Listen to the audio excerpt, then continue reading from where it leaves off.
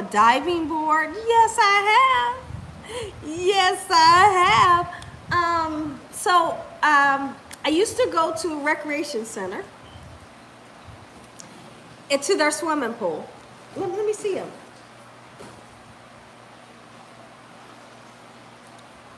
I got a baby. I got a baby that just woke up. And guess what? What are you doing? The other baby is downstairs with my husband. Hey, you okay? The people want to say hi to you. Are you doing okay, sweetie? Top, sweetie, tuku, tuku, tuku, tuku, tuku. Ain't you a good boy? Yeah. No, because he'll kiss me too. I love you.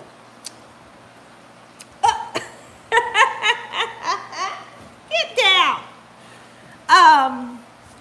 So the diving board. I'm not afraid of heights. I'm not afraid of heights. I love everything about swimming in water. So I would stay in the swimming pool all day, from morning time to night. Not night, but at least 7 in the evening. I was there. But anyways, when I did swimming lessons, I learned how to jump off the high dive. I learned how to dive off the diving boards.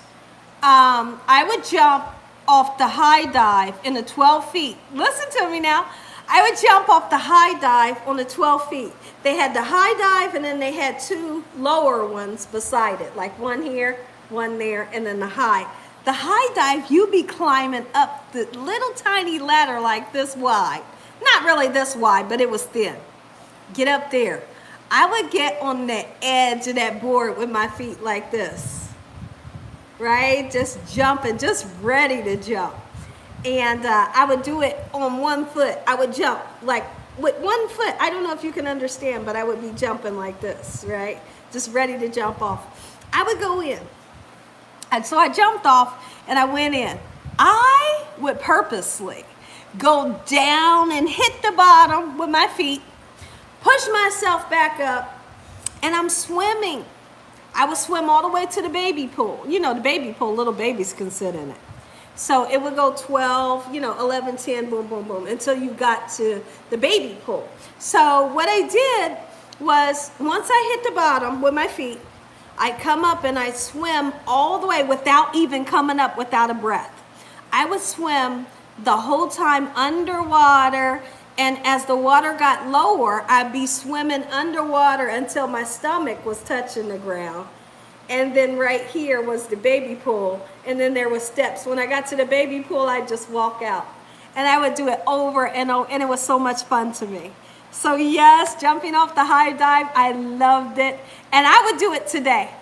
I would do it today, same thing. I didn't come up for one breath.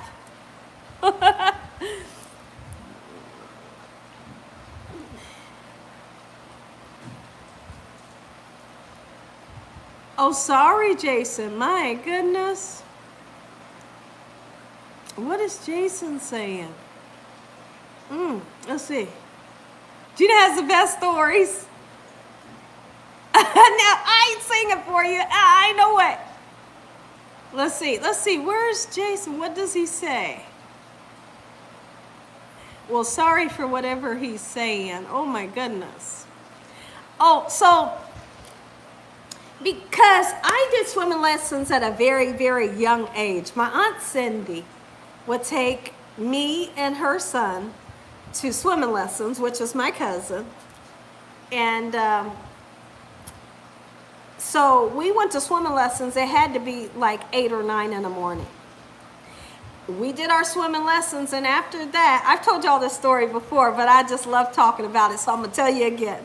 After swimming lessons was over, there was a recreation center that was just feet away. We would walk over, I don't remember how long the swimming lesson was. We would walk over to the recreation center. And from there, we could learn how to do the GIMP. Remember the GIMP, and you could learn how to make keychains. We could do volleyball, we could do basketball, there was aerobics going on, there was a swing set outside, you could paint, You could do everything in this. There was a gym for basketball. People was playing football. There was everything going on at this recreation center, and I loved it. And they even served free lunch. And for a little kid, that gets you all excited, right? So after we went to swimming lessons, I go and I play. And then when it was time to have free lunch, I had my free lunch in the gym. I would sit in the gym up against the wall and eat my free lunch. And then I had to wait 1 hour for the pool to open to the public. When the pool opened to the public, I was back in the pool, and I would stay there until 7 in the evening. My dad said, "You okay?" Here's what my dad would do, because my dad had to sleep in the daytime because he worked at night. He had to leave the house at 10:30 at night to be at work. But so my dad knew I was safe. He knew all of the recreation center and the swimming pool people, and they was watching me.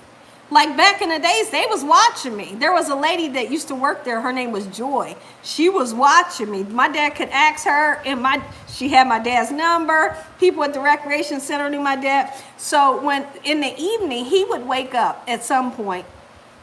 He would come to he didn't come in, but he would come to the fence and he would shake it. It was a chain link fence.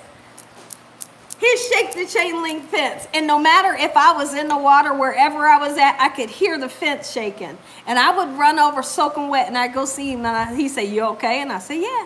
"You got money? You got something to eat?" And I say, "Yeah." Or I say, "No," or whatever. And I always hid my lunch under my towel, and I always hide my towel. And so I had food, and when the pool closed, I was going back home.